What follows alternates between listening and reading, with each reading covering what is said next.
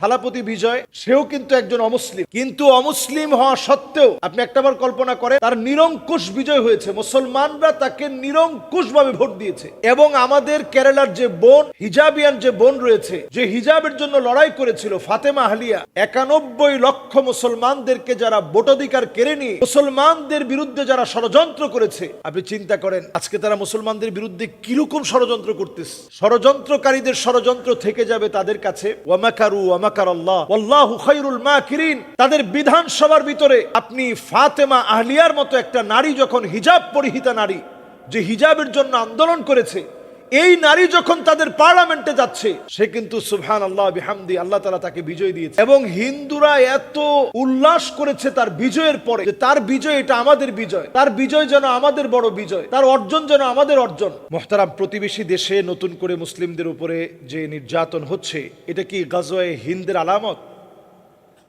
আল্লাহু আকবার। গজওয়ে হিন্দ ভাই একেবারে স্বাভাবিক বিষয় না। আমরা গজওয়ে হিন্দ বলতে যেভাবে আমরা বলি অথবা প্রশ্ন করি অথবা সহজ মনে করি, বিষয়টা কিন্তু এত সহজ না ভাই। ইসাবাতানি মিন উম্মতি, নবীজি সাল্লাল্লাহু আলাইহি সাল্লাম দুইটা দলের জন্য জান্নাতের শুভ সংবাদ দিয়েছেন।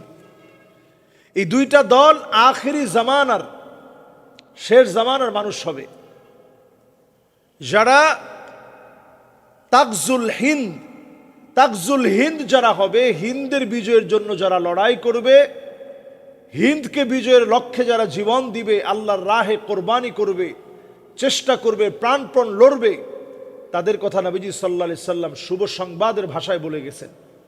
সুতরাং এটি সাধারণ কোনো ব্যাপার না। এরপরে আরো একটি গ্রুপের কথা নবীজি সাল্লাল্লাহু আলাইহি সাল্লাম হাদিসের মধ্যে বলেছেন, সেটা হচ্ছে ঈসা আলাইহিস সালাতু ওয়াস সালামের যারা সঙ্গী হবে, তারা আল্লাহর জাহান্নামের আগুন থেকে তারা মুক্তি পেয়ে যাবে। ইসাবাতানি মিন উম্মতি, নবীজির উম্মতের দুইটা গ্রুপ জাহান্নামের আগুন থেকে বেঁচে যাবে। এর মধ্যে একটা গ্রুপ হচ্ছে যারা এই বিজয়ের পক্ষে যারা কাজ করবে।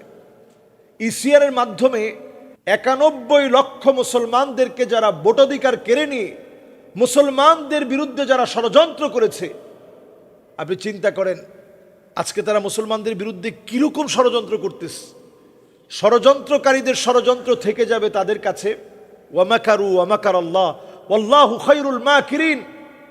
তাদের বিধানসভার ভিতরে আপনি ফাতেমা আহলিয়ার মতো একটা নারী যখন, হিজাব পরিহিতা নারী, যে হিজাবের জন্য আন্দোলন করেছে, এই নারী যখন তাদের পার্লামেন্টে যাচ্ছে, এটাই প্রমাণ যে আগামীর পৃথিবী ইনশাআল্লাহ অচিরেই, আপনারা যে গজওয়ে হিন্দের ভয় তারা আমাদেরকে দেখাচ্ছে, তারা আমাদেরকে হুমকি দিচ্ছে, এটা আমাদেরকে প্রমাণ করে দিচ্ছে যে আসলে প্রস্তুত হওয়ার সময় চলে আসছে।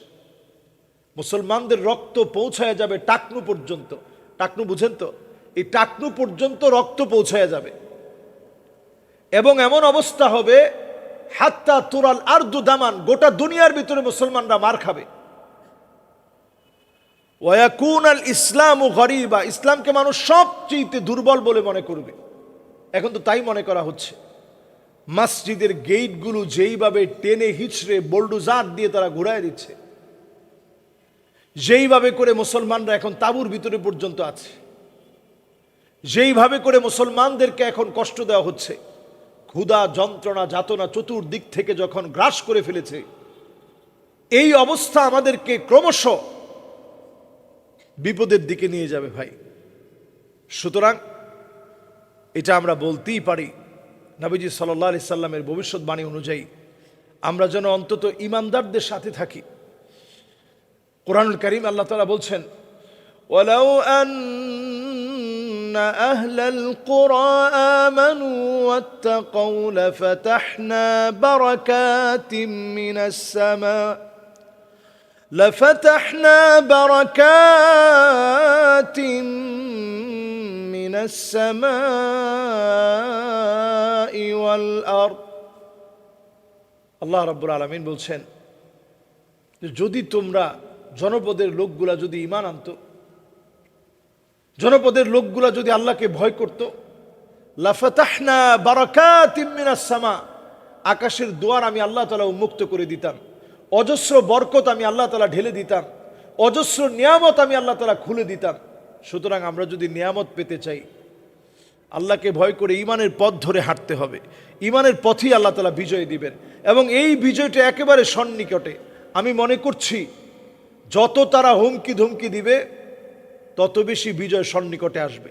এবং খেয়াল রাখবেন, আমরা তো সেই সে জাতি, ইখতিয়ার উদ্দিন মোহাম্মদ বখতিয়ার খিলজি মাত্র 17 জন নিয়ে যদি বিজয় আনতে পারে, আজকে তাদের দেশে মুসলমানের সংখ্যা 30 কোটি, আমরা আছি আলহামদুলিল্লাহ 18 কোটি। তা আমাদের তো ভয় পাওয়ার কিছু নেই। যদি আশেপাশের 48 কোটি মুসলমান যদি সংঘবদ্ধ তাকবীর ধ্বনি দেয়, বাতিল পরাভূত হবে, পালাতে বাধ্য হবে, শক্তিগুলো নিথর নিস্তব্ধ হয়ে যাবে ইনশাআল্লাহ।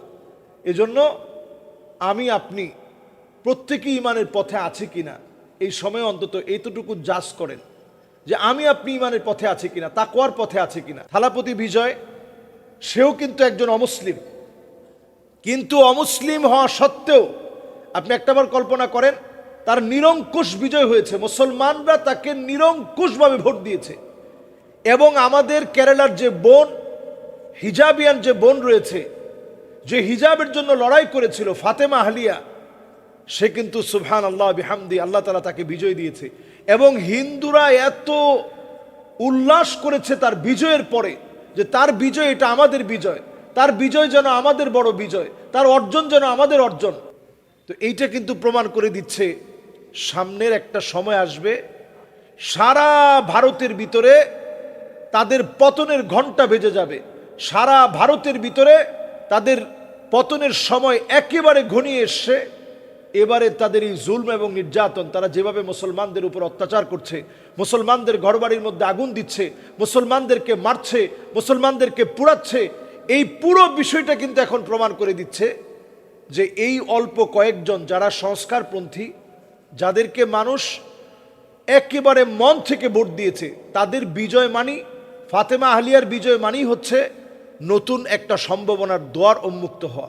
সুতরাং থালাপতি বিজয় সহ এরা হিন্দু হলেও সবাই কিন্তু একরকম না।